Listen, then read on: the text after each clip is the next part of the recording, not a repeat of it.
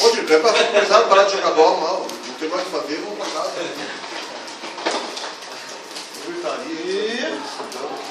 ácido sulfúrico! Ei, não mexer que deve ser perigoso. Açúcar e ácido sulfúrico. Até não tá mexendo no caso aqui. Daí o que a gente faz? Mistura, certo?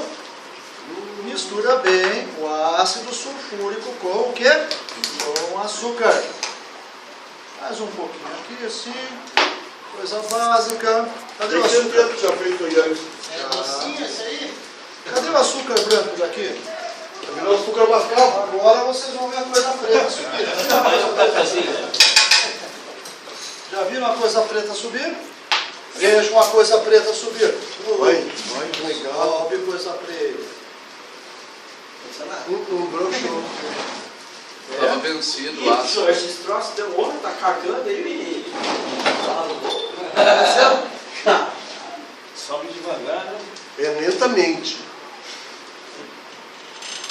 E fiz amor Agora você contigo. Olha, para daí, olha.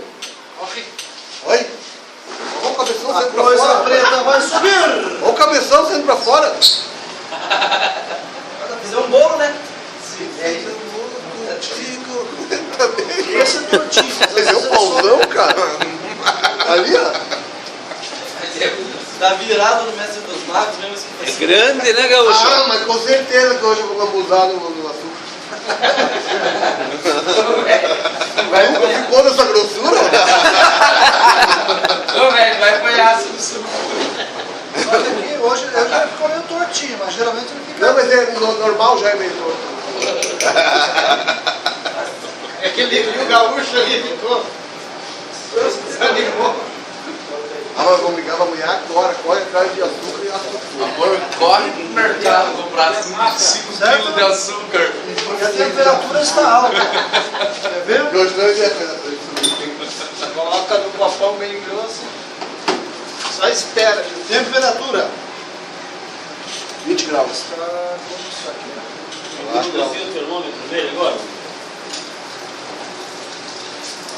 Dor. Oi?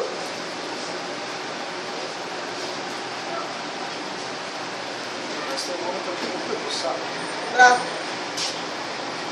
Esse termômetro aqui já foi pro legal. Mas qual que é a temperatura estimada ali? Ah, bem mais de 100 graus. Mais 100 graus aí. Põe a mão aqui do lado. Põe a mão aqui.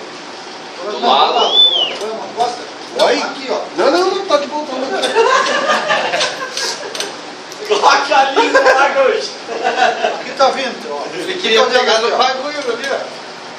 Olha, mas é puro lá, ó. Olha.